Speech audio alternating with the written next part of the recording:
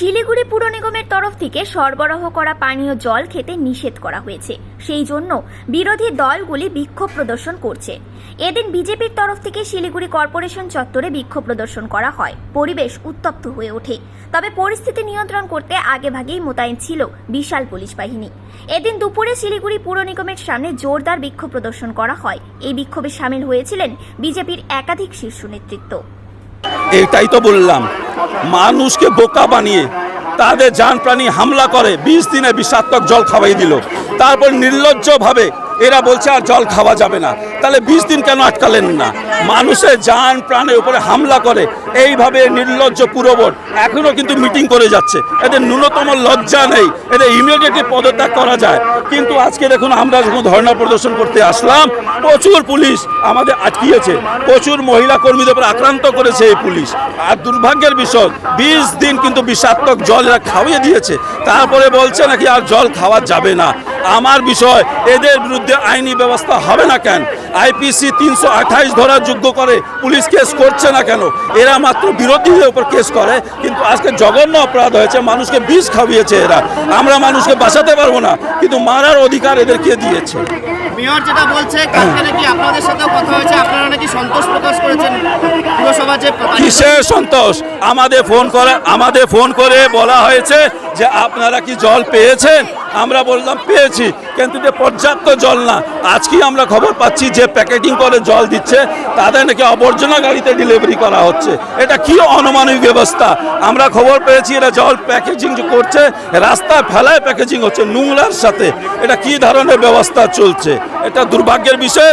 আমাদের পুরস্কার দাবি, এই বোর্ডকে ইমিডিয়েট পদত্যাগ করা উচিত নৈতিক অধিকারে। বললাম, এরা বারবার ভুল করে, বারবার মানুষকে বিভ্রান্ত করে। 20 দিন বিষাক্তক জল খেপিয়ে দিল, নির্লজ্জভাবে এখনো মিটিং করে যাচ্ছে। এরা মিটিং ছাড়া কিছু জানে না, শুধুমাত্র এই পুরসভার এই নির্লজ্জ পুরবোর্ড মানুষকে বিষাক্তক জল খাওয়ায়। কিন্তু আমাদের বড় চেয়ারপারসন এবং আমাদের মহিলা কাউন্সিলররা কালকে ঘটনা নিয়ে বলেছে, সেটা নিয়ে আমি আর রিপিট করব। ওদের বক্তব্যটা একটু আপনারা দেখালে এটা খুব ভালো। আমি যেটা বলতে চাই যে পানীয় জল নিয়ে যে সমস্যাটা হয়েছে, আমরা আজকে 31শে মে সকালে আমরা 29টা জলের ট্যাঙ্ক আমরা রোটেট করাচ্ছি বিভিন্ন ওয়ার্ডে, এবং আজকে দুপুর 1টার মধ্যে আমাদের 47টা ওয়ার্ডের মধ্যে 44টি ওয়ার্ডে, সমস্ত ওয়ার্ডে পানীয় জল উইথ ট্যাঙ্কার পৌঁছে যাবে। আর টুডে ইটসেলফ বিকেল 5টার মধ্যে আমাদের 75টি পানীয় জলের ট্যাঙ্ক কর্পোরেশনের সমস্ত ওয়ার্ডে আমরা মোতায়েন করে দেব।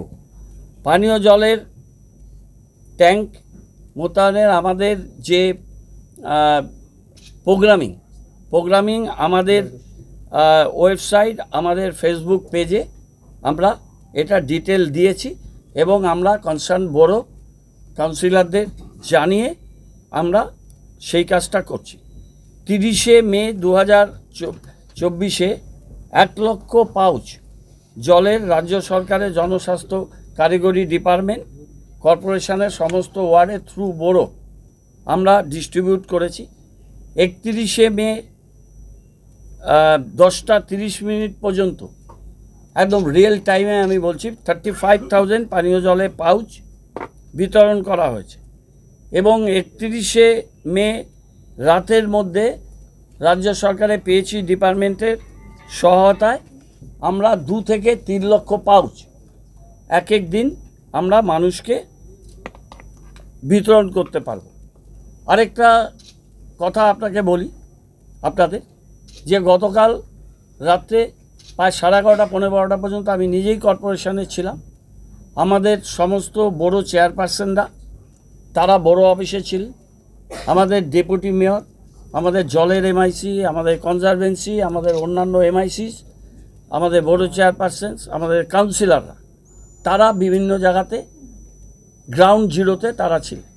এবং আপনাদের জ্ঞাতার্থে জানাই যে গতকাল রাতে আমি ইচ অ্যান্ড এভরি কাউন্সিলার্স, বড় চেয়ারম্যান বড় অফিসার্স, আমাদের অফিসাররা আর MICs তাদের সবার সাথে কথা বলেছি, including 10 councillors, LOP, leader of the party of all political parties. আমরা তাদের সাথে কথা বলেছি। আমরা বলতে চাই যে কালকে শিলিগুড়িতে আমাদের কর্পোরেশনের সম্পত্তি বিনষ্ট হয়েছে। এর আগেও এটা কংগ্রেসের কয়েকজন মিলে করেছে। এর আগে CPM যখন একবার বিক্ষোভ করলো, তারা এই গেটের মূল সড়ক ভাঙলো এবং কালকেও সেটা হয়েছে। মাননীয় মুখ্যমন্ত্রীর সাথে 3-4 বার কালকে আমার যোগাযোগ হয়েছে এবং কথা হয়েছে। মাননীয় মুখ্যমন্ত্রীর নির্দেশে রাজ্য সরকারের সমস্ত ডিপার্টমেন্টগুলো যারা এর সাথে যুক্ত, তারা কলকাতা থেকে সরাসরি আমাদের সহায়তা দিচ্ছেন। PHE ডিপার্টমেন্টের সাথে কালকে দুপুরবেলাতেই আমরা মনিটরিং মিটিং করেছি এবং তারপরে যখন আমি deputy mayor, MIC water supply, MIC conservancy বেরিয়ে যাচ্ছিলাম, তখনকার ঘটনা বলেছে, ওটা আমি আর রিপিট করছি না। কিন্তু ডিজাস্টার ম্যানেজমেন্ট, আপৎকালীন পরিস্থিতি মোকাবিলা করতেই আমরা রাস্তায় তখন যাচ্ছিলাম। সেকেন্ডলি হচ্ছে, যেই মুহূর্তে আমাদের কাছে ইনফরমেশান এসছে যে এই জলটা হিউম্যান কনজামশনের পক্ষে, পানীয় জলের ক্ষেত্রে যে প্যারামিটার, সে প্যারামিটারের উপরে আছে, সাথে সাথে আমরা মানুষকে জানিয়ে কোনো গোপনীয়তা না রেখে আমরা স্পেডকে স্পেড বলে আমরা মানুষের কাছে গেছি, মানুষকে বলেছি 55 লক্ষ 55 MLD মিলিয়ন লিটার ডেইলি জলের প্রয়োজন। সেটা কোনো মেকানিজমেই সেই জায়গায় রিচ আউট করা সম্ভব না। কিন্তু আমরা শিলিগুড়ি পুর নিগম, দিস ইজ ফার্স্ট টাইম, এর আগেও 6 দিন 7 দিন জল বন্ধ ছিল। আমরা শিলিগুড়ি পুর নিগম আমরা এতগুলো ট্যাঙ্ক এবং টেম্পোরারি 30টা ট্যাঙ্ক আমরা ব্যবস্থা করেছি এক্সট্রা, এবং আমাদের বিভিন্ন জায়গা থেকে রাজ্য সরকার তারা ব্যবস্থা করে দিয়েছে।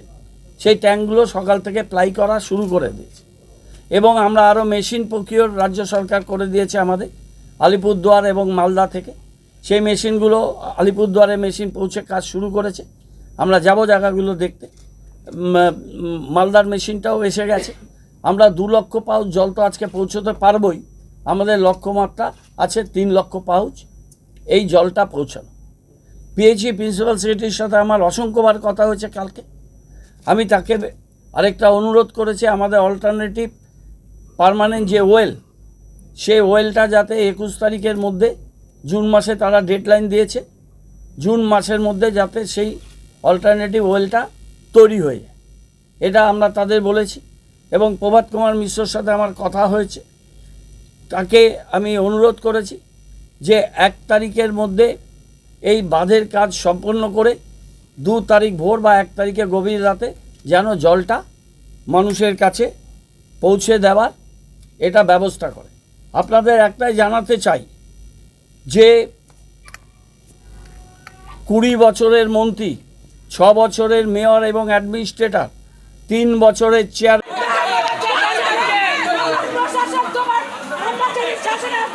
প্রত্যেকটা পুলিশকে মুখ চিনে রাখলাম, দেখে দেখে হিসাব নিব। আর গৌতম দেব দিতেই হবে হিসাব বলে রাখছি, ঘরের ভেতর থেকে বের করে হিসাব নিব বলে গেলাম একজন বিজেপির কর্মী হিসাবে। চলো চলো